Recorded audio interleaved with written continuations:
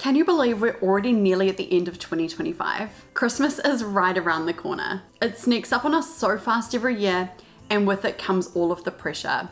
The gifts, the food, the travel, the expenses, all the little extras that add up. Hi, I'm Nicola Winters, a Mortgage and KiwiSaver advisor based here in New Zealand. I help Kiwis make smart financial decisions, especially when it comes to planning their finances for the future. Today, I want to share my best tips for having a fun and festive Christmas so that you can avoid the financial hangover that could come in the new year. So let's get into it. So first up, why should you plan ahead for Christmas? Christmas is one of those times that it can be so easy to overspend. You want to make it magical for your kids, catch up with friends and family, and give those thoughtful gifts. But if you leave it all to the last minute, you can end up feeling really stressed and easily overspend. By putting a bit of thought in ahead of time, you can plan your finances in advance for Christmas. You can avoid the financial pressure and actually enjoy your holidays. At the end of the day, that's what it's supposed to be about, having fun and making nice memories. Tip number 1 today is make sure you set a Christmas budget. Work out how much you can realistically afford to spend on Christmas this year. That means gifts,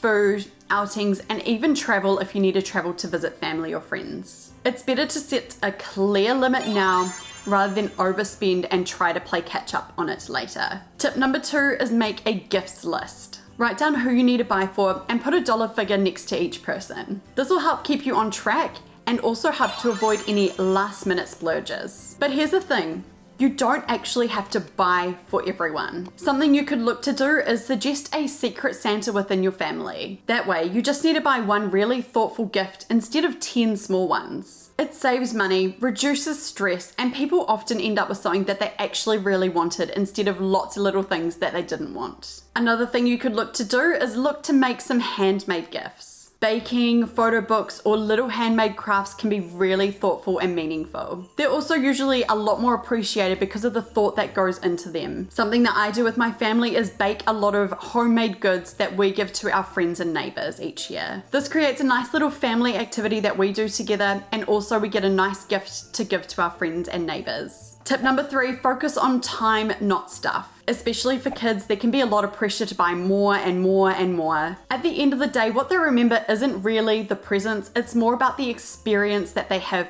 with you together. Think about things like Christmas movie nights, baking together, or going on nice outings together. Something I really like to do with my family each year is take a trip out to go and visit all of the different Christmas lights around the city. These are the little moments that create memories that they'll talk about for years to come. So set a clear limit for gifts, but balance it out with time and experiences to create those little memories. Quality time and traditions don't have to cost much at all. Tip number 4 is to shop smart. If you do need to buy gifts, start early and look for sales. Spread the cost out instead of cramming it all into December. Some of the peak sales here in New Zealand that I like to make the most of are Labor Day in October, and then also Black Friday in November. This is a great opportunity to buy things that you need and have planned for Christmas ahead of time and getting them at a really good price. I always feel really organized come December if I've got a lot of my gifts and buying done and out of the way before December even hits. Tip number 5 is to plan your food budget. Christmas food can easily blow your budget. If you're hosting Christmas,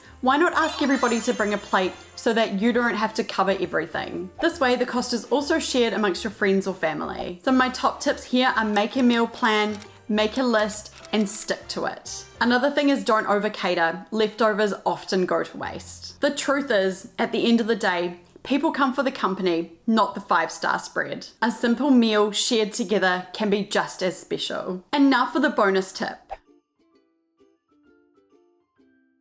Start preparing for next year now. Once this Christmas is over, start putting a little aside each week for next year's Christmas. Even $10 or $20 a week all adds up to hundreds over the course of a year. It makes Christmas way less stressful in my experience if the money is already sitting there. This is something that I've personally done with my budget over the last few years, and it's worked really well for me. So hopefully it can work really well for you too. Remember, at the end of the day, Christmas should be about connection, sharing time together, and making memories, not about maxing out your credit cards. By focusing on experiences, setting a budget, and being really intentional, you can create a really magical Christmas time for yourself and for your family. You can have a magical holiday that doesn't break the bank. So set your budget, rethink your gifts, think about Secret Santa or even homemade gifts instead. Focus on time together and make sure you plan your food and your budget in advance. These little shifts can save you money and make Christmas even more meaningful and magical. If you found this video helpful, don't forget to like and subscribe.